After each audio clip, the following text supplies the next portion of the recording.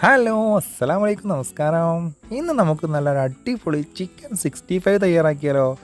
Cooking എല്ലാം പഠിച്ചു വരുന്നവർക്കെല്ലാം വളരെ എളുപ്പത്തിൽ നല്ല റെസ്റ്റോറൻറ്റ് സ്റ്റൈൽ ചിക്കൻ 65 അധികം ചേരുവകളൊന്നുമില്ലാണ്ട് തന്നെ വീട്ടിൽ എങ്ങനെ തയ്യാറാക്കാം എന്ന് നോക്കാം.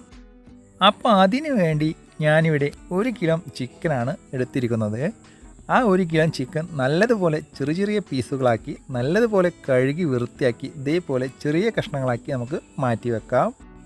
ഇനി നമുക്കിതിലേക്ക് വേണ്ട മസാല ചേർത്ത് കൊടുക്കാം. അതിനുവേണ്ടി ഞാൻ ഇവിടെ 3 ടീസ്പൂൺ കോൺഫ്ലവർ പൗഡറും അതേപോലെ 1 ടീസ്പൂൺ മുളക് പൊടിയും 1/2 ടീസ്പൂൺ മഞ്ഞൾപ്പൊടിയും ആവശ്യത്തിന് ഉപ്പും ചേർത്ത് കൊടുത്ത് നല്ലതുപോലെ ഒന്ന് മിക്സാക്കി കൈകൊണ്ട് നന്നായിട്ടൊന്ന് തിരുമ്മി ആ മസാലയെല്ലാം എല്ലായിടത്തും എത്തും വിധം നന്നായിട്ട് നമുക്കൊന്ന് മിക്സാക്കി എടുക്കാം.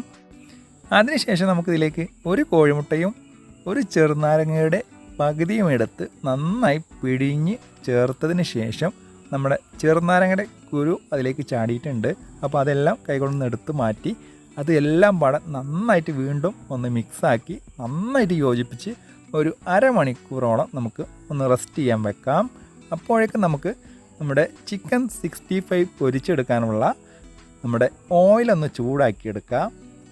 അപ്പോൾ അതിനു വേണ്ടി ഇതേപോലെ ഒരു ഉരുളിയോ അതല്ലെങ്കിൽ നല്ല കുണ്ടുള്ള ഒരു കടായിയോ അടുപ്പത്ത് വെച്ച് ആവശ്യത്തിന് ഓയിൽ ഒഴിച്ച് കൊടുത്ത് നന്നായി ചൂടായതിനു ശേഷം നമ്മുടെ ചിക്കൻ 65 മസാല പുരട്ടി വെച്ചത് ഇതേപോലെ കുറേശ്ശെ ചേർത്ത് കൊടുത്ത് നമുക്കെല്ലാം ഒന്ന് വറുത്തെടുക്കാം.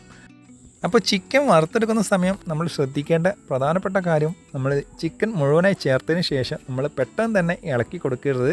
ഒരു 5 മിനിറ്റോളം നമ്മൾ ഇളക്കാതെ അതേപോലെ തന്നെ ചിക്കൻ എണ്ണയിൽ കിടക്കുന്നതിന് ശേഷം മാത്രമേ നമ്മൾ ഇളക്കാവൂ. അതല്ലെങ്കിൽ നമ്മുടെ ചിക്കൻ്റെ മുകളിലെ മസാലയെല്ലാം എണ്ണയുടെ കൂടെ അലിഞ്ഞു ചേരും. ഇപ്പോൾ ഒരു 5 മിനിറ്റോളം നമ്മൾ നല്ലതുപോലെ ഇത് എണ്ണയിൽ ഇട്ടതിന് ശേഷം നമ്മളൊന്ന് ഇളക്കി മിക്സാക്കി കൊടുത്തിട്ടുണ്ട്.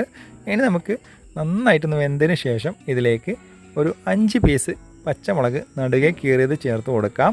അതും ഏകദേശം നല്ലതുപോലെ തന്നെ ഒന്ന് വെന്ത് കിട്ടിക്കഴിഞ്ഞാൽ അവസാനമായി നമുക്കിതിലേക്ക് കുറച്ച് കറിവേപ്പില കൂടെ ചേർത്ത് കൊടുത്ത് ഒന്ന് മൊരിഞ്ഞ ശേഷം നമുക്ക് ഇത് എണ്ണയിൽ നിന്നും കോരി മാറ്റാവുന്നതാണ്.